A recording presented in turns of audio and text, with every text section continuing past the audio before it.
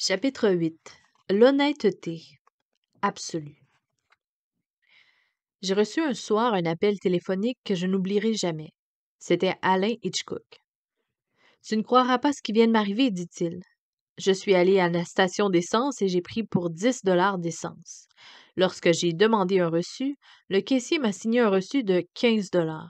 Je lui mentionne l'erreur, mais il me répond: Oh, vous n'avez qu'à rapporter ce reçu à votre compagnie et vous aurez gagné 5 $. Après tout, beaucoup de postiers le font. Tout comme Alain, nous devons tous, cadres, employés, femmes au foyer, prendre des décisions quotidiennement, à savoir si nous allons gérer notre argent honnêtement ou non. Le dites-vous à la caissière du magasin lorsque vous recevez des pièces de monnaie en trop? Vous est-il déjà arrivé de vouloir vendre quelque chose et d'être tenté de ne pas dire toute la vérité de peur de perdre la transaction? L'honnêteté dans notre société. Ces décisions sont particulièrement difficiles, car la plupart des gens qui nous entourent semblent être malhonnêtes. Par exemple, les vols commis par les employés dans leur lieu de travail équivalent en argent à une somme qui avoisine 1 milliard de dollars par semaine.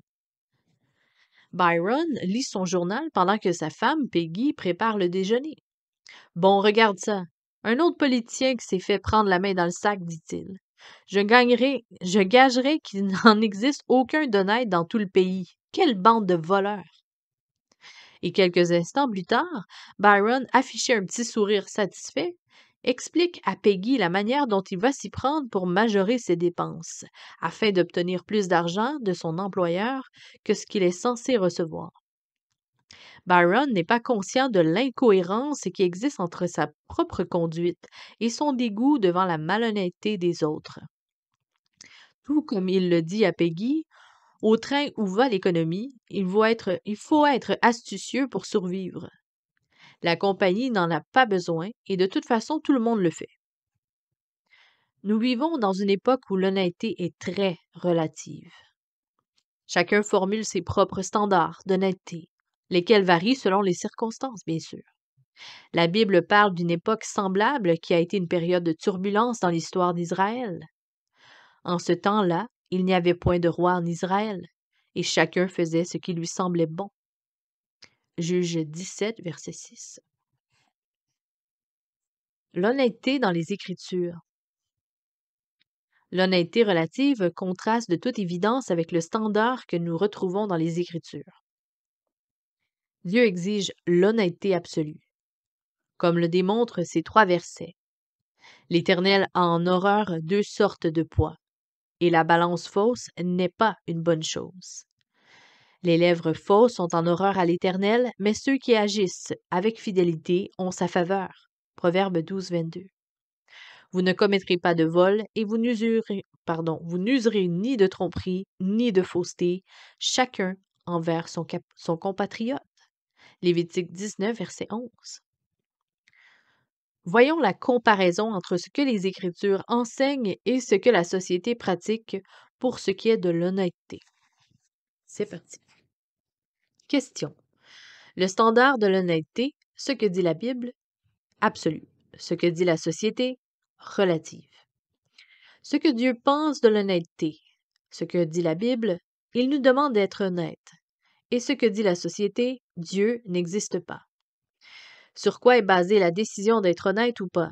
Ce que dit la Bible, sur la foi dans le Dieu vivant et invisible.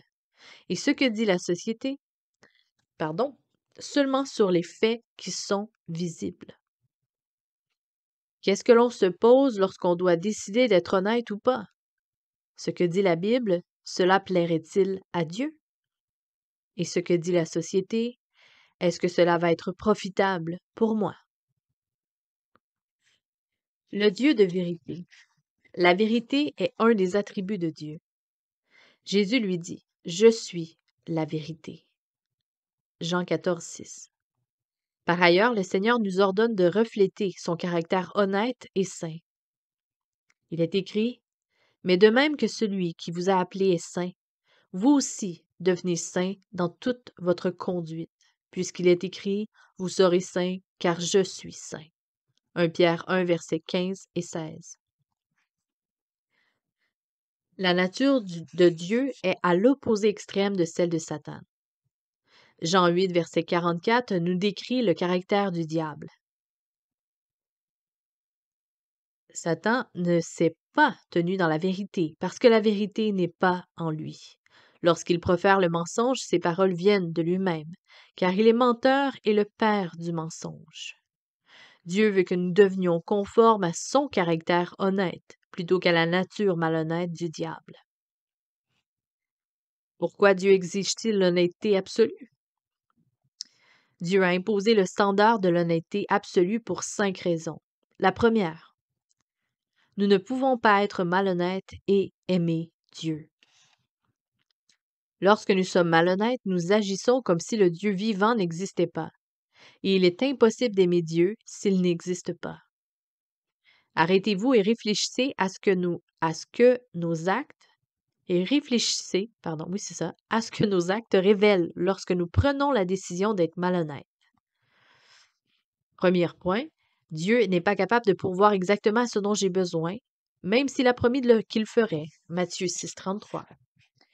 Je vais prendre les choses en main et j'agirai malhonnêtement à ma façon. Dieu est incapable de découvrir ma malhonnêteté et Dieu n'a pas le pouvoir de me discipliner. Si nous croyons vraiment que Dieu va nous discipliner, alors la malhonnêteté ne sera pas une option possible pour nous. L'honnêteté est une question de foi. Une décision honnête peut paraître stupide au vu des circonstances. Toutefois, le croyant sait considérer la personne de Jésus-Christ, quoique invisible. Chaque décision honnête affermit et fortifie notre foi dans le Seigneur, dans le Dieu vivant. Mais si nous choisissons d'être malhonnêtes, nous renions l'existence du Seigneur. Les Écritures déclarent que ceux qui sont malhonnêtes haïssent Dieu. Celui qui marche dans la droiture craint l'Éternel, mais celui qui prend des voies tortueuses le méprise. Proverbe 14, verset 2. Nous ne pouvons pas être malhonnêtes et aimer notre prochain. Le Seigneur demande l'honnêteté absolue parce que la malhonnêteté viole le second commandement. Tu aimeras ton prochain comme toi-même. Marc 12, verset 31. Romains 13, verset 9 à 10 dit ceci.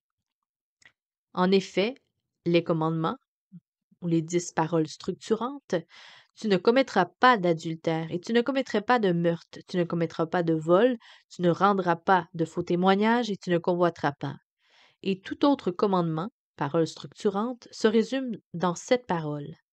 Tu aimeras ton prochain comme toi-même. L'amour ne fait pas de mal au prochain. L'amour est donc l'accomplissement de la loi. Lorsque nous agissons malhonnêtement, nous volons quelque chose à quelqu'un. Nous nous séduisons nous-mêmes lorsque nous disons que ce n'est qu'une entreprise ou le gouvernement ou une compagnie d'assurance qui subit une perte. Mais si nous regardons de plus près, c'est le propriétaire de l'entreprise. Ce sont les gens qui payent les impôts. Ce sont les autres assurés que nous volons. C'est exactement comme si nous prenions l'argent dans leur portefeuille. Nous devons nous souvenir que la malhonnêteté fait toujours du tort à quelqu'un. Troisième point. L'honnêteté donne de la crédibilité à l'évangélisation. Notre Seigneur exige de nous l'honnêteté absolue, afin de démontrer la réalité de Jésus-Christ à ceux qui ne le connaissent pas encore. Nos actions parlent plus fort que nos paroles. La Bible dit que nous devons être irréprochables et purs, des enfants de Dieu sans reproche au milieu d'une génération corrompue et perverse, parmi lesquels vous brillez comme des flambeaux dans le monde. Philippiens 2, verset 15. Robert Newsom essaye de vendre une vieille camionnette depuis plusieurs mois. Finalement, un acheteur s'apprête à l'acheter, mais à la dernière minute, il dit à Newsom « J'achèterai le camion seulement si vous ne déclarez pas la vente de façon à ce que je n'ai pas à payer les taxes. » Malgré la tentation de céder à sa demande, Newsom répond « Je regrette, je ne peux pas faire cela parce que Jésus-Christ est mon Seigneur. » Tu aurais dû voir la tête de l'acheteur, dit Newsom quelques jours plus tard. Il a presque eu un choc. Puis, une chose très intéressante s'est produite. Il a acheté la camionnette et son attitude a complètement changé. Il s'est montré très ouvert à l'idée de connaître Jésus-Christ de façon personnelle. Une conduite honnête confirme à ceux qui ne le connaissent pas encore que nous servons un Dieu saint. Quatrièmement, l'honnêteté conforte la direction de Dieu. En Proverbe 4, versets 24 à 26, il déclare: Écarte-toi de la fausseté de ta bouche et la fourberie de tes lèvres. Éloigne-la de toi, que tes yeux regardent en face. Aplanis la route par où tu passes, et que toutes tes voies soient bien assurées. Quel principe formidable! Si vous êtes entièrement honnête, toutes vos voies seront bien assurées. Le choix de marcher sur le chemin étroit de l'honnêteté vous éloigne des avenues possibles de la malhonnêteté. Il devient plus facile de prendre des décisions car le chemin de l'honnêteté est un chemin clair. Si seulement j'avais compris ça, dit Raymond en larmes. Donna et moi voulions tellement cette maison. C'était la maison de nos rêves. Mais nos dettes étaient si grandes que nous ne pouvions nous qualifier pour obtenir un prêt à la banque. La seule façon d'acquérir la maison a été de cacher certaines de nos dettes. C'était la pire décision de toute notre vie. Peu de temps après cela, nous nous sommes trouvés dans l'incapacité d'effectuer les paiements concernant l'emprunt et de rembourser nos autres dettes. La pression montait. C'était c'était plus que ce que Donna pouvait supporter. Notre rêve est en train de se transformer en cauchemar. J'ai non seulement perdu ma maison, mais j'ai presque perdu mon épouse. Si Raymond et Donna avaient été honnêtes, la banque n'aurait pas approuvé l'emprunt.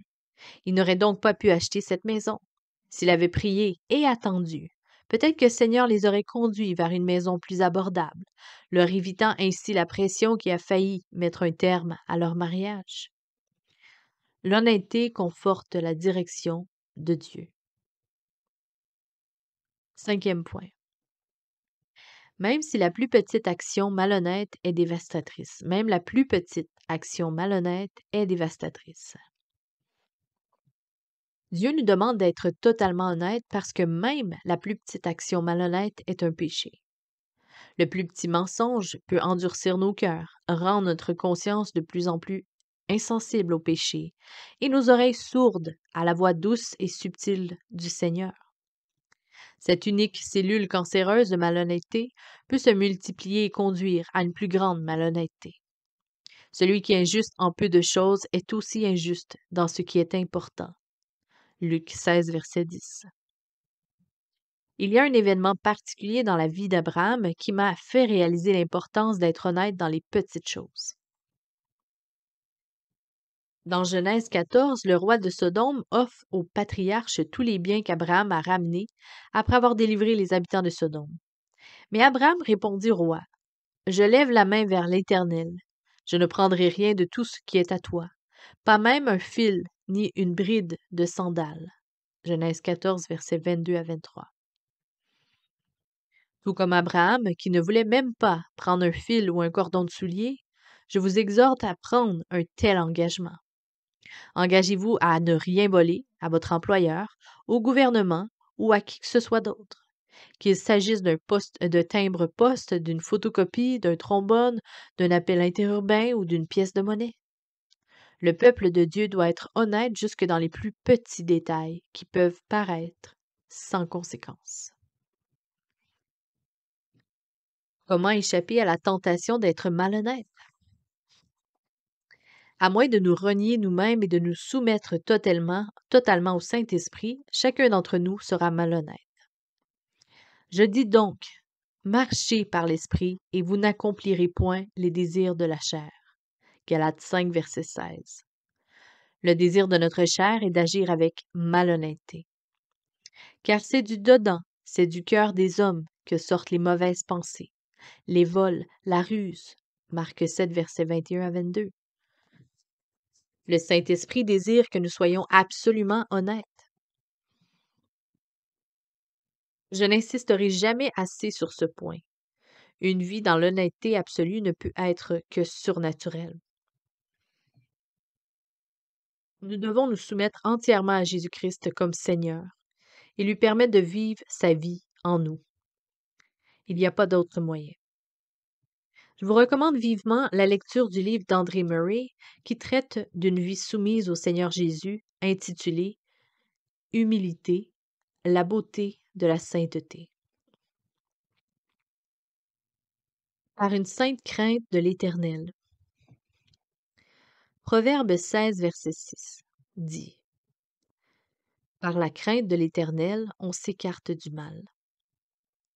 Une saine crainte, ou plutôt un respect révérencieux du Seigneur ne peut pas dire que nous devons voir, une sainte crainte, moi je vais lire comme ça, une sainte crainte du Seigneur ne veut pas dire que nous devons voir Dieu comme un tyran qui cherche une bonne raison de nous punir.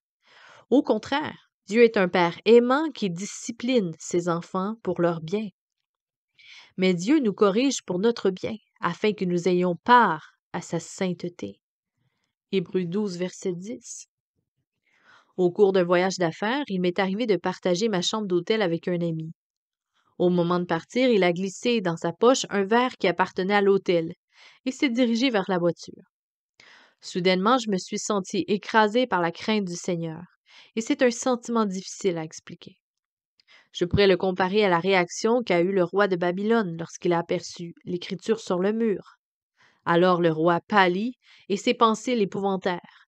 Les jointures de ses reins se relâchèrent et ses genoux s'entrechoquaient.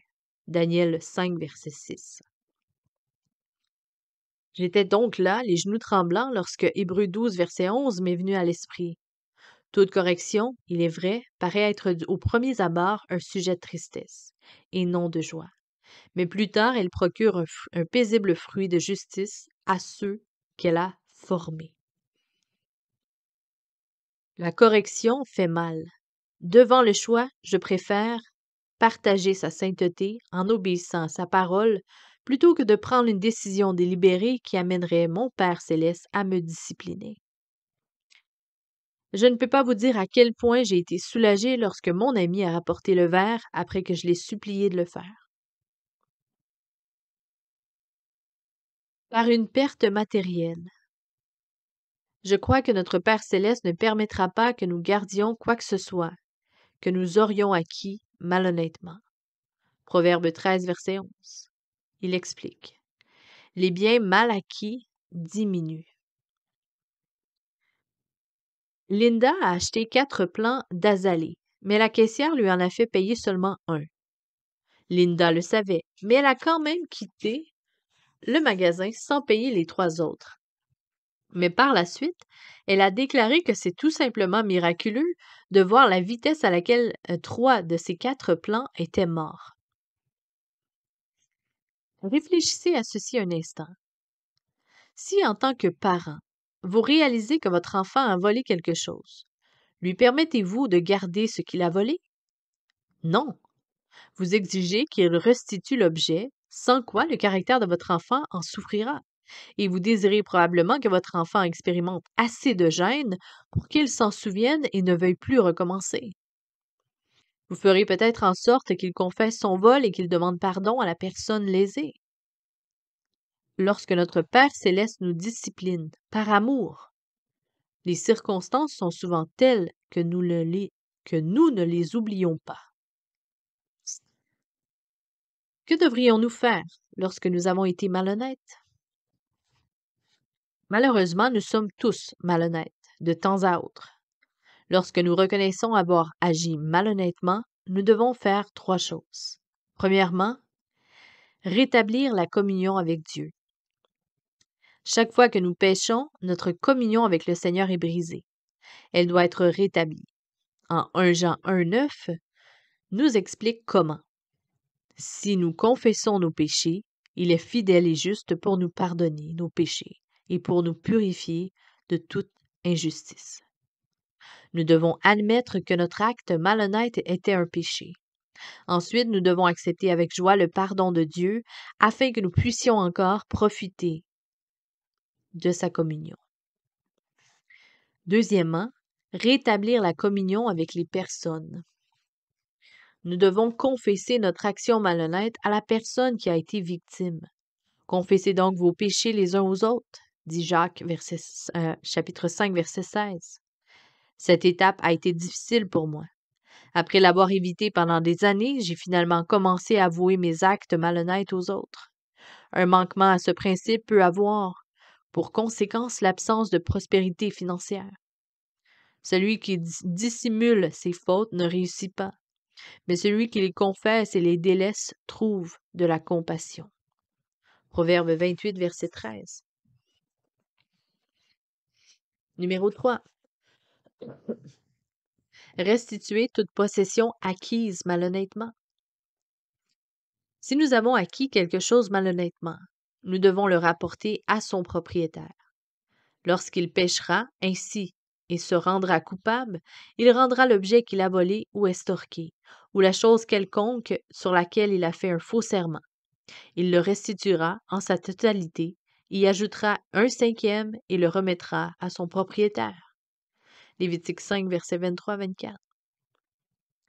La restitution est l'expression tangible de la repentance et un effort concret pour réparer un tort.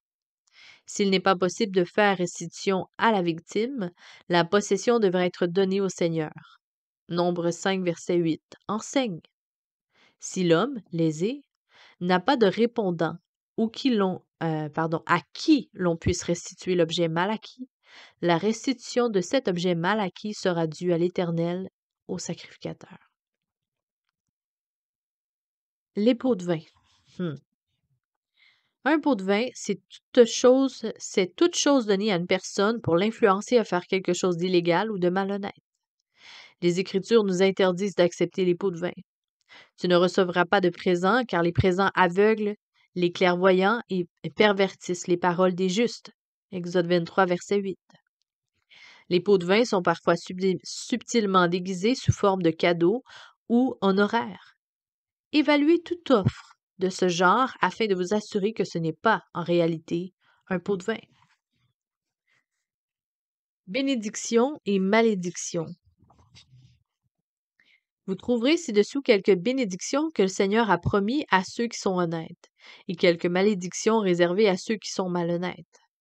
Lisez-les attentivement dans une attitude de prière et demandez au Seigneur d'utiliser sa parole pour vous motiver à vivre honnêtement.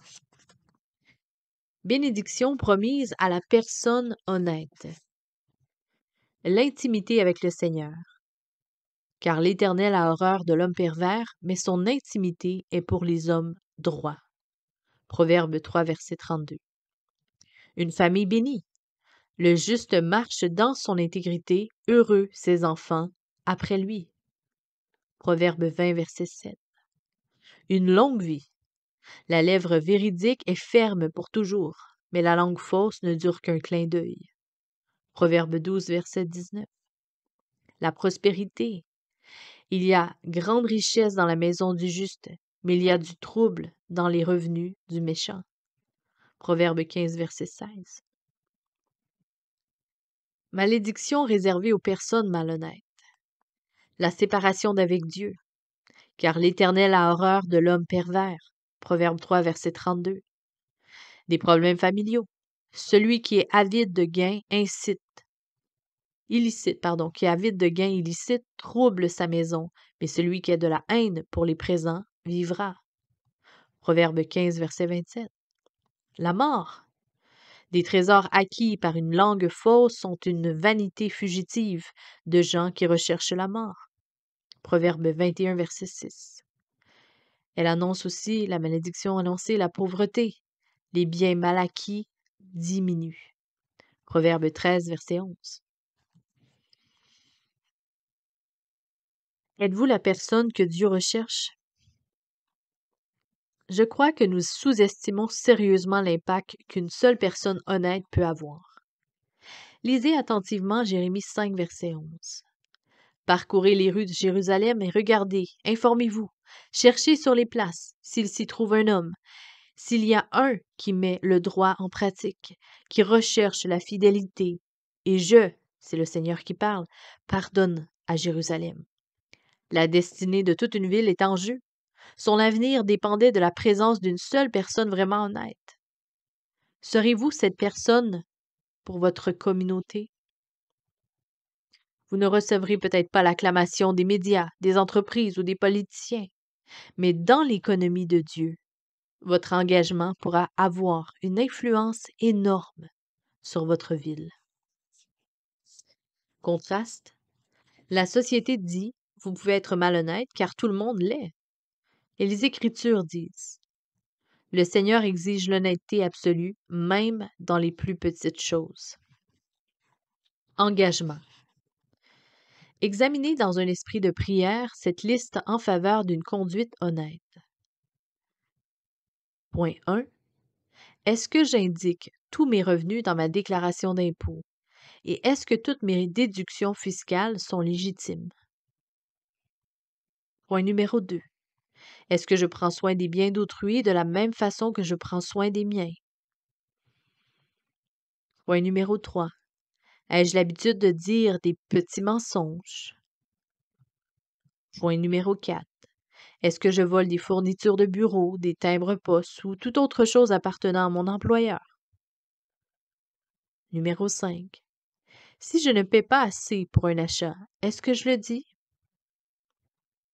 Numéro 6. Est-ce que je me préoccupe des intérêts d'autrui autant que des miens? Demandez à Dieu de vous montrer toute conduite malhonnête qui devrait être changée, spécialement en ce qui concerne les zones grises. Demandez à un ami proche de vous accompagner dans cette démarche afin que vous soyez redevable envers lui d'agir honnêtement.